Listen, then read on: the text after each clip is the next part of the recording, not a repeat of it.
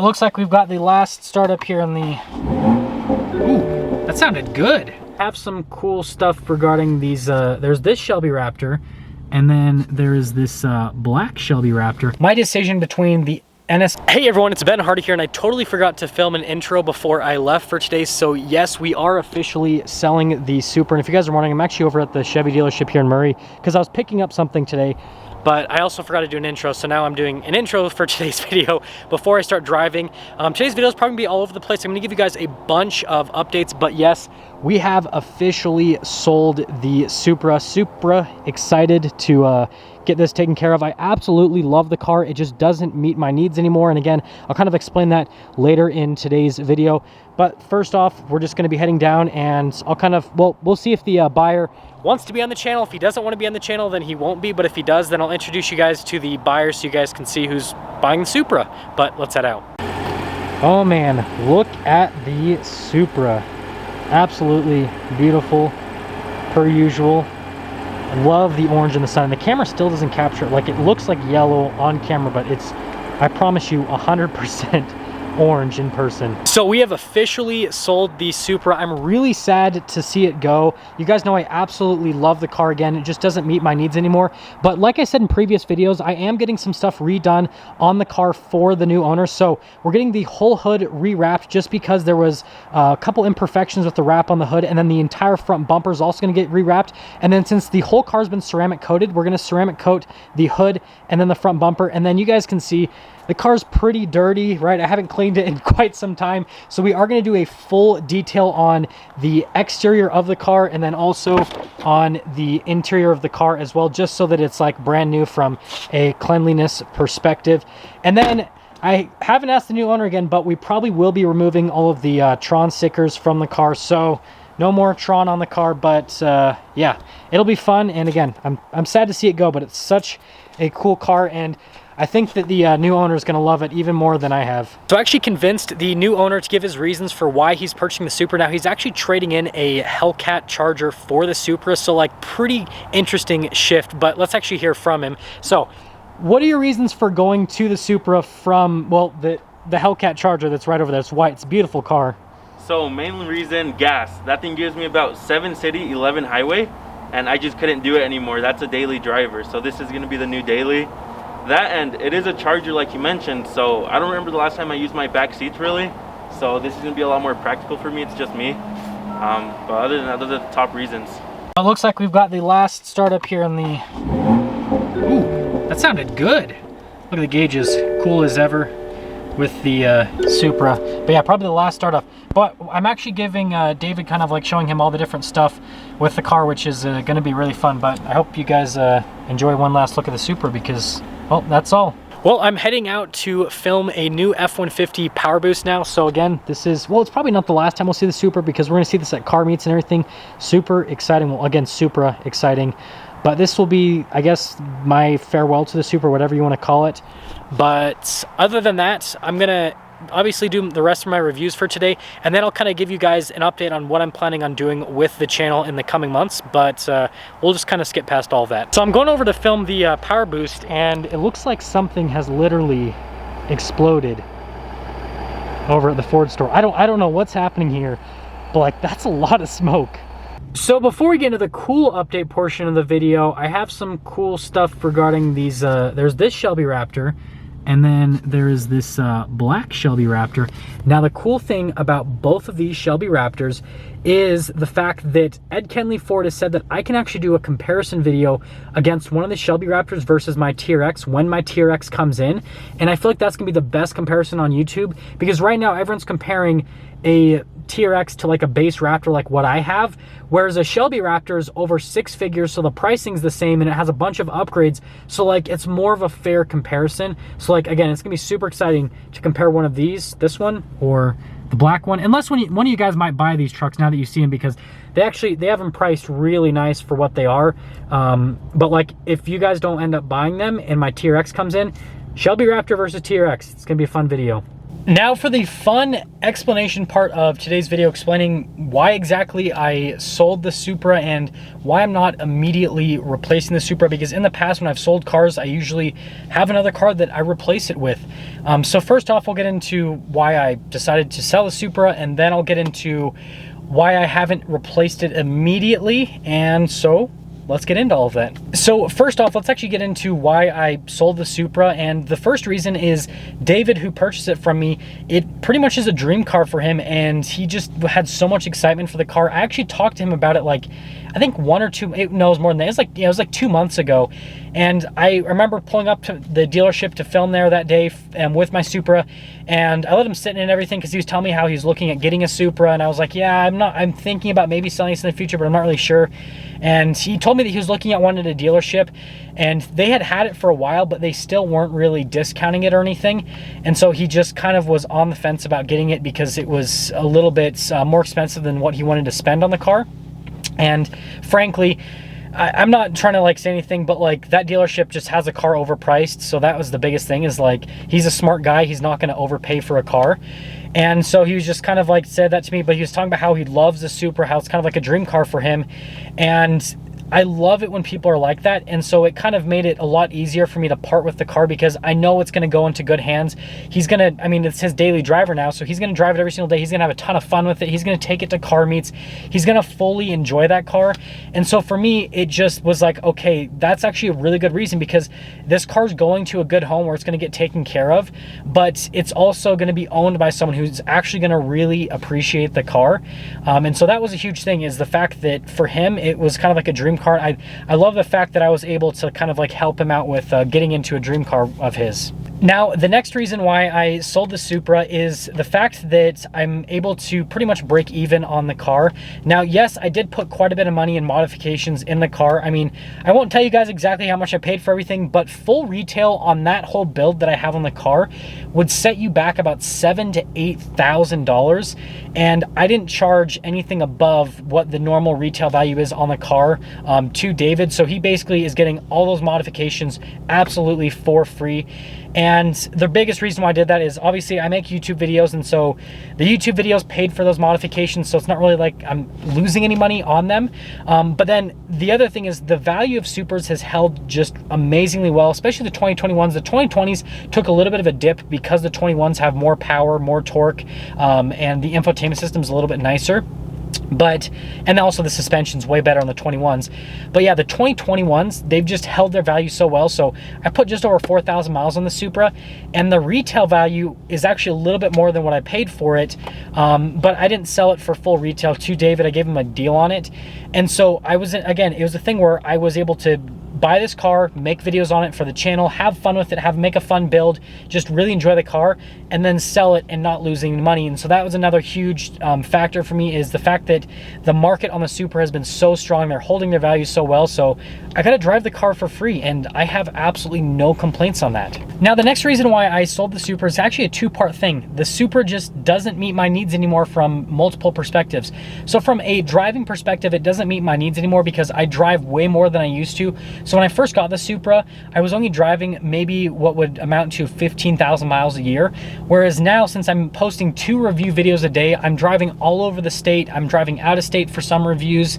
And because of all the mileage I'm driving, which is going to amount to about 30,000 miles a year, the Supra just doesn't make sense anymore. It's completely affordable from a gas perspective, and from a mileage perspective, the car holds its value really well. But when I drove that car up to Idaho to film Chandler David Smith's cars, it really showed me the weak points of the car, because I remember getting out of the car and I would, like, my back hurt, my legs hurt, like everything just hurt. And I was like, this isn't gonna work. Like, I need a vehicle that I can drive a ton of miles. It's gonna be way more comfortable than this. And again, the Supra just, it doesn't fit that criteria for me anymore. So from a mileage perspective, it just doesn't work. It's a very comfortable car. Like, if that's like a car that you, like what David's gonna do, daily drive it. If you're driving short distances, it's completely fine. But I'm 5'11", and it's not necessarily the biggest cabin. And so like, it's kind of like, you're kind of like just not cramped crazy bad, but it's kind of like a cramped cabin. And so because of that, on really long journeys, you can't really like stretch out or anything like that too much.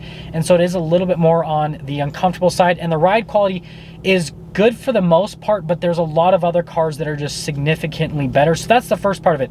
The second part of it is the fact that the content on the Supra didn't do nearly as well as what I thought it would do. It has paid for all the stuff that I've put into the car, but the problem is it wasn't really making me any money. Like the Raptor, the content on the Raptor has paid for the car payments on the Raptor, and it's made me some money. Whereas the Supra, I was pretty much in a break-even state on the car altogether, which is completely fine. It was a super fun car for me to have. But if I'm gonna spend money on cars for the channel, they need to be making me money.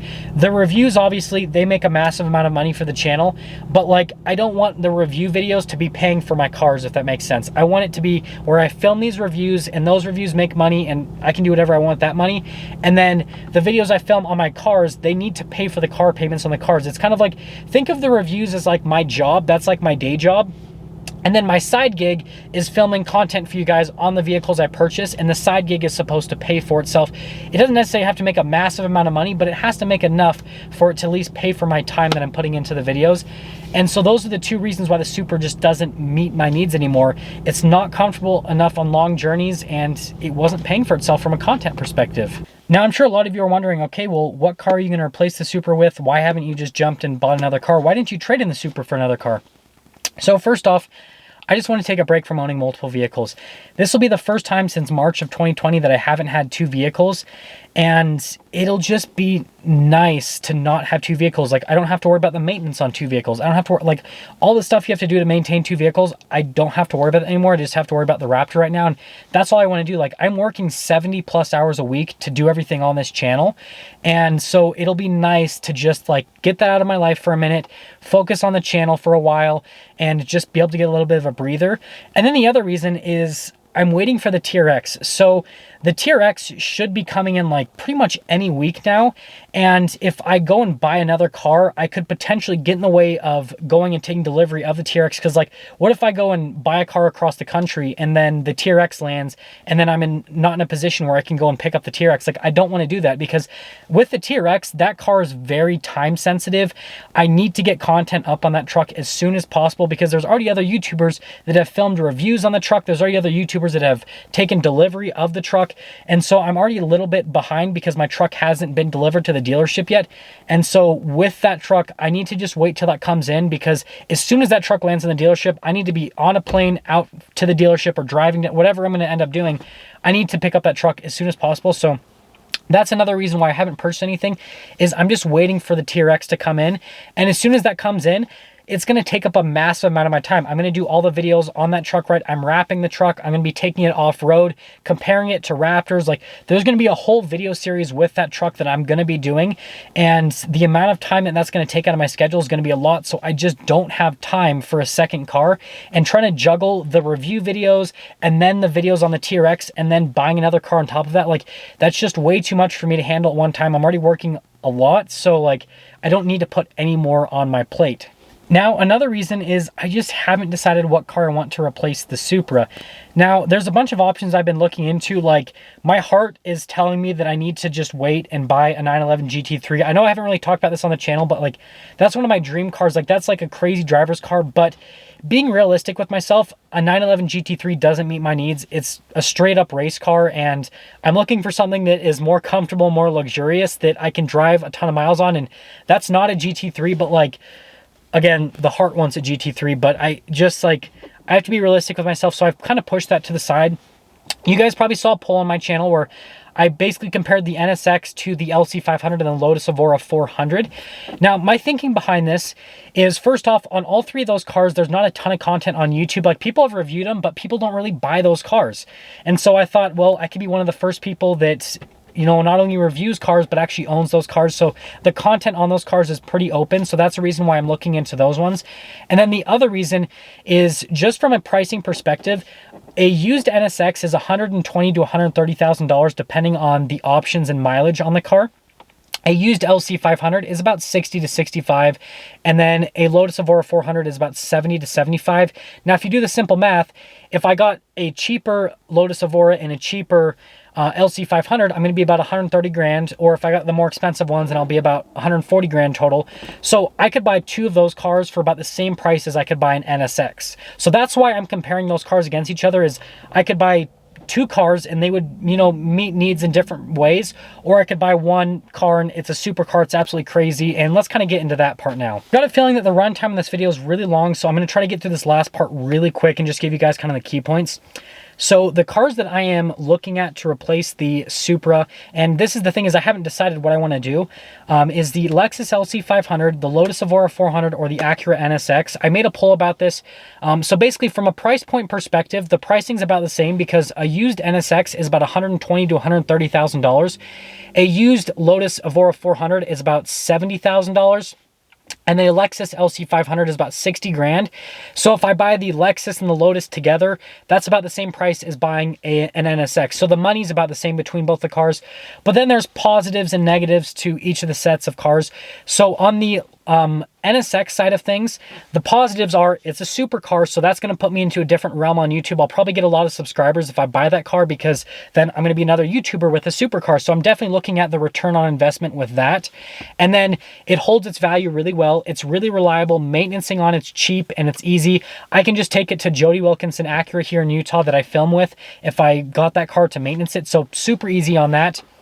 And then, I mean, it's a super fun car. It's crazy quick, right? It's 0 to 60 is like less than 3 seconds.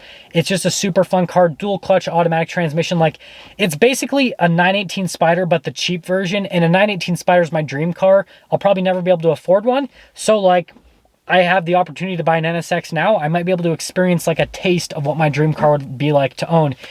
So yeah, just a bunch of positives there. And the cool thing about the NSX is it does everything. I can take it on the track. I can take it on canyon drives. I can daily drive it if I want. Like, it does everything really well. It's got a really nice interior, really comfortable seats. Huge shout out to Kyle for letting me review his NSX. Go watch that review if you guys haven't seen it.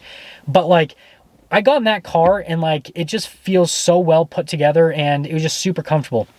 Now on the Lotus and the Lexus side of things, the Lotus is a super fun, track-focused weekend toy that I'd have a ton of fun with. I've really been wanting a manual transmission, so that would give me a manual transmission car again. It's a mid-engine car, handles great, sounds amazing. And then the Lexus is a really good luxury car, also sounds amazing, and it handles great, and I could drive that on a daily basis. So basically, the Lexus would be my daily driver, and then the Lotus would be my fun weekend car. And so then they kind of like, both those cars combined basically do all the stuff that the NSX does. Now on the downsides for all the cars, the downside for the NSX, it sounds good, but it doesn't sound as good as the LC500 and the Lotus Evora. Both of those cars have really cool exhausts, and I know that the NSX and the Evora both have V6s, but the V6 in the Evora sounds, with the exhaust sounds, it's intoxicating. And then the V8 in the LC500, again, intoxicating. So from a sound perspective, the NSX, that's the downside with the NSX. And then the downside with the Lotus and the LC500, first off, they're slow. Like, compared to the NSX, they're slow. And the thing that I'm worried about is, you guys got to remember, I'm going to have the TRX. And the TRX is going to be crazy fast. And the Lotus Evora 400 and the LC500, their 0 to 60 is pretty close to the TRX. So, like, I'm not really going to get anything from an acceleration standpoint more exciting than the truck that I own. So that's kind of a downside, right, is they're both slow. And then the other downside with them is the fact that 2 cars, that's more maintenancing that I have to worry about, all that kind of stuff, right? More insurance, just more stuff that I have to kind of juggle around, which would be kind of annoying. But the biggest downside is actually the Lotus. So the Lexus, again, super easy to maintain. I'll just take it to the Larry H. Miller Lexus in Murray. Super easy. The Lotus, I'd have to find a dealership. Well, there's no Lotus dealership in Utah. I have to find a place like Makes and Models to maintenance the car, which is going to be more expensive. It's probably even going to be more expensive than the NSX, believe it or not. The NSX has the same maintenancing schedules like a freaking Honda Accord, so like, you're fine over there. But with the Lotus, if I have a warranty claim, I'll have to take it down to Vegas just to get the warranty claim figured out, because that's where the closest Lotus dealership is, or California. And so from a maintenancing perspective, it's going to kind of suck. And then resale is also really difficult. So the Lexus would be easy to sell, and the the Lexus LC500 would be really easy to sell. The NSX would also be relatively easy to sell. Now, it is really expensive. There's not a lot of people that can afford a $120,000 supercar, but there's still a big enough market for that car, and it has a good brand name, so it would be pretty easy for me to sell it when I do get rid of it, and it holds its value really well. The Lotus, however, it holds its value well, but there's not a huge market for that car. And so if I bought that car I kind of have to get married to it in a sense, because it takes forever to sell Lotuses. I've seen Lotuses for sale. I look them up all the time, and I'll see the same car for sale for over a year. And that's the biggest thing that kind of like pushes me away from a Lotus. I love the brand. I love the car. I've driven them. They drive amazing. But like, it's really intimidating going in and buying a car that I would probably have to keep for like just to, like, once I post it for sale, I'd be lucky if I sold it within 6 months to a year. And that just really kind of, it kind of gets to me a little bit. And so that's definitely a scary thing. Any of these cars I do plan on keeping for a lot longer than I normally keep cars for, but I still have that in the back of my mind. Like, what if this YouTube thing doesn't work out and I can no longer afford the cars? What if the economy, right, goes down and I can no longer, like, there's a lot of things that could make it so that I can no longer afford the cars and I need to get rid of them. And if I have this special Lotus, then, well, that's a lot harder to get rid of than an NSX. And so that is definitely a thing on my mind. Hopefully that explains everything to you guys in terms of why I sold the Supra and then my decision between the NSX and then the LC500 and the Lotus Evora 400.